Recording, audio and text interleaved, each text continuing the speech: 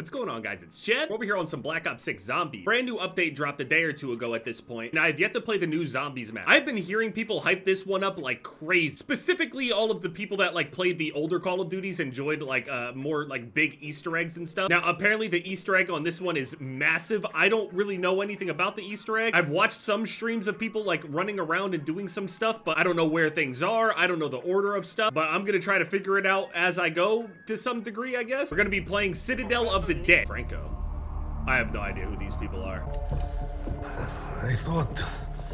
Okay, so these are the zombies' main characters, alright. Why the fuck is this rat bastard with you? We're looking for a man named Kraft. Who may know how to bring back Maxis.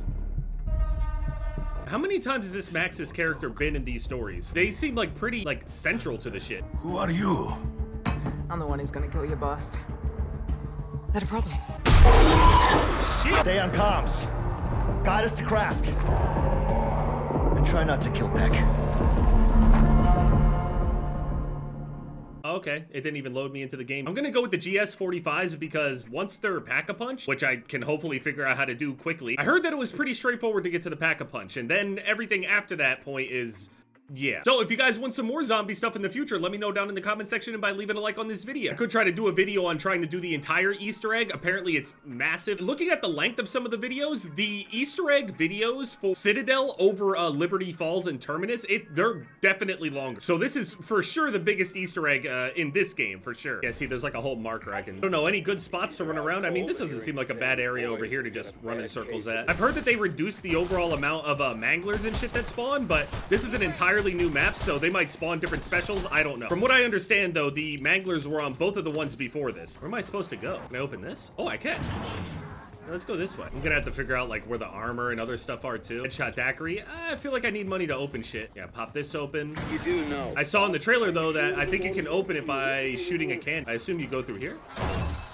Yeah, crank the cannon. Dude, I've been playing Path of Exile like the past, I don't know, like 10 hours or so. Not including like the hour and a half or so that I was spent, you know, trying to connect to it because servers were crazy. These devs, these are the first times that I've ever been around these guys. I mean, did I not rotate it all the way? Oh, okay, there we go. Fire the cannon. There it is. I saw that in the trailer. I'm sure there's gonna be a lot more complicated shit where I'm gonna be really confused, but I feel like Deadshot Daiquiri is like a must. I'm gonna go back and get Deadshot. Do I have enough? I do. Now, I don't ADS on them automatically, but the headshot damage is still big. 4,000 for that armor. So open one of these doors. I don't have enough. At the moment, I'm like level 21 or something like that. Sorceress. The build that I'm doing currently on Path of Exile 2 is I'm trying to go Lightning Archmage, where I end up stacking a shit ton of mana, and then my damage will scale off the amount of mana. Like a whole lot of everything will scale off of that. Just enough. Can pop this open too. I don't know where it's taking me. I don't even know how to pronounce that. The room. Oubliette? There's also a UFC event this weekend. I can go through those picks pretty quickly. Oh, special round. What are the special zombies in this? Are they spiders still, or? Yeah, they are, okay. Oh, there's some flying ones too. Now that's the build that I'm going for. That doesn't mean that's what I'm using right now. At the moment, I'm just doing like a spark / arc build. So it's still lightning based, but it's not scaling off of my mana and all that shit. I basically have spark, flame wall, which is like a flame ring, an orb of storms. Whenever I'm standing in the orb of storms, plus whenever I'm firing the sparks through my firewall or fire circle, I basically put both of those down, buff myself, and then hit them with these, like, I end up hitting them with these super steroided up attacks. It's a bunch of sparks flying all over the screen with fire engulfing them and shit. Break the locks on the crate. Good thing we... Oh, fuck. I didn't expect that. Okay, hold on. The Doppelgas. So that's one of the new ones right there. Blood Ethereum Crystal. Quest item received. Oh, okay. I thought it was like some new inventory shit. Activate the Pack-a-Punch machine. Finally.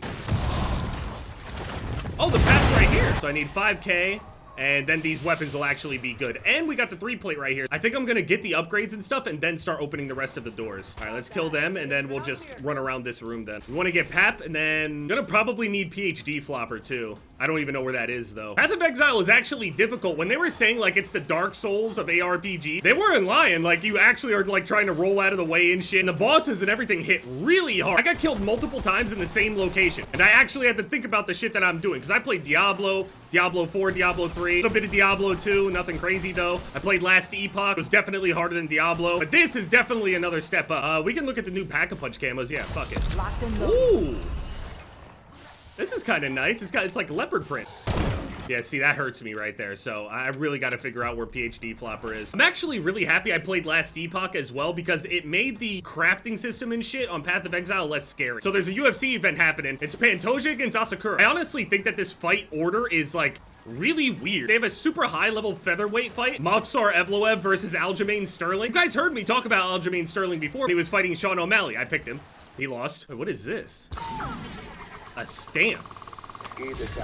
Personal items, stamp, page fragments, guardian key, mystic orbs. Oh man, yeah, I'm definitely not gonna, there's no way I'm gonna be able to do this. I want to at least try to get like the sword or some shit. That's why I picked like the strongest weapons I could think of. Movsar Evloev versus Aljamain Sterling. I think Movsar is very good. I don't think he's bad or anything like that by any means. I don't think that he has a style that is gonna like put Aljamain away. And I feel like putting him away is like, that's how he loses. Otherwise, he generally has a very, very annoying and frustrating style to fight, and a lot of people can't do a whole lot about it. And I mean, Evloev might be different. He might be him. But I have yet to see Aljamain Sterling really get dominated other than the one Peter Yan fight. And then when he got his rematch, he ended up dominating back. So why are they dropping so many stamps? Dominic Reyes against Anthony Smith. Truly, the one who loses this one is truly washed. But honestly though, with Dominic Reyes recently winning his last fight, I remember being really happy for him and he got back on the right track. I think that Dominic Reyes just has more ways to actually finish the fight. Anthony Smith, I think, is a little bit more well-rounded overall. But I think Dominic Reyes is like way more dangerous on the feet. And Dominic Reyes has some of the best like step off straights I've ever seen, and he's caught multiple people with it. I think he could definitely catch Anthony Smith. Bryce Mitchell against Crone Gracie. Again, this is one of those fights where I don't understand why it's this far into the whole thing. I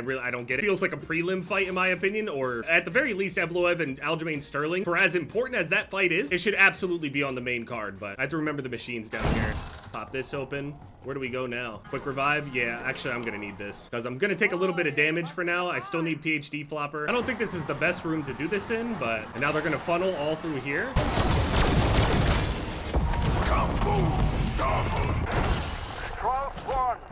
Now, where is this going to?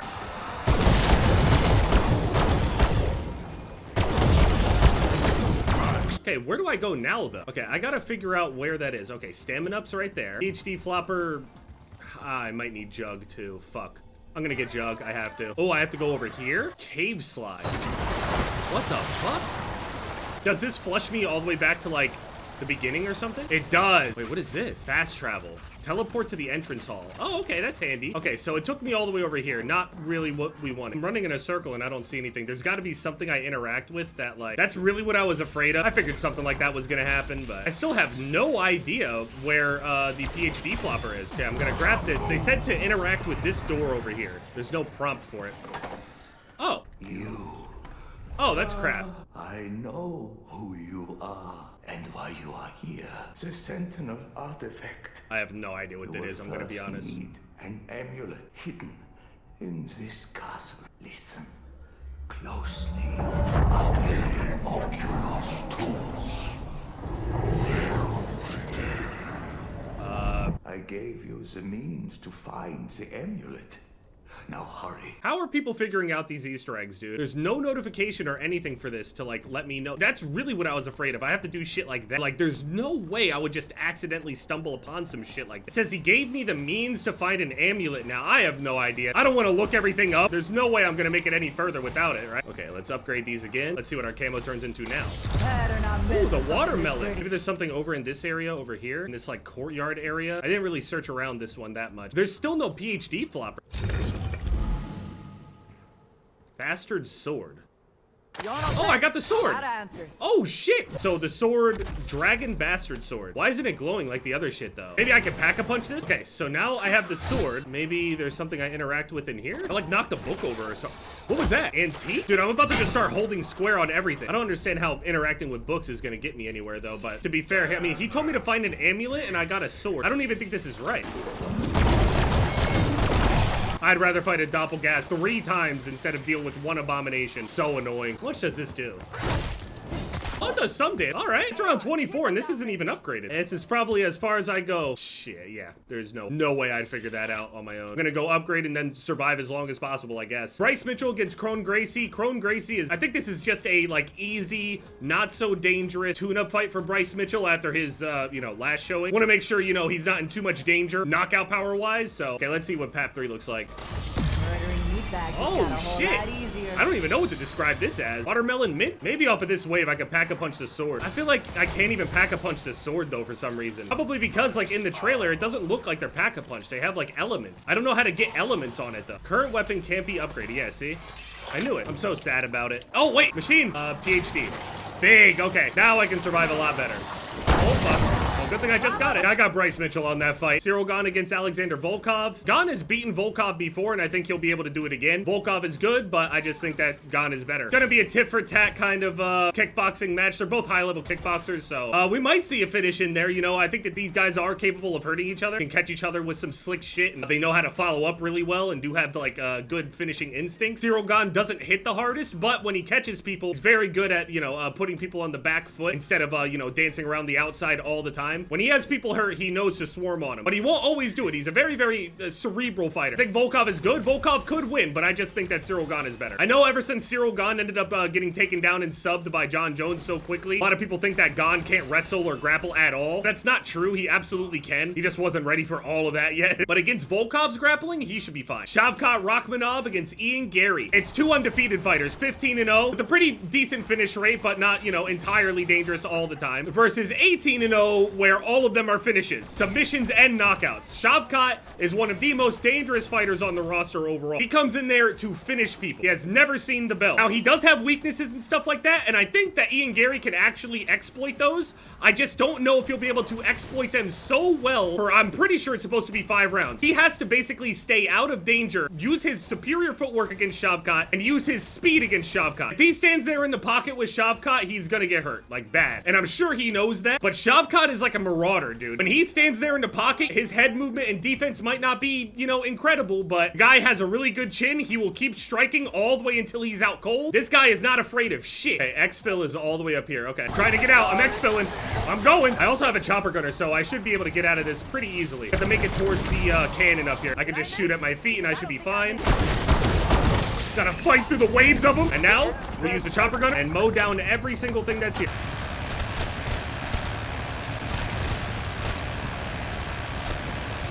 Are they respawning?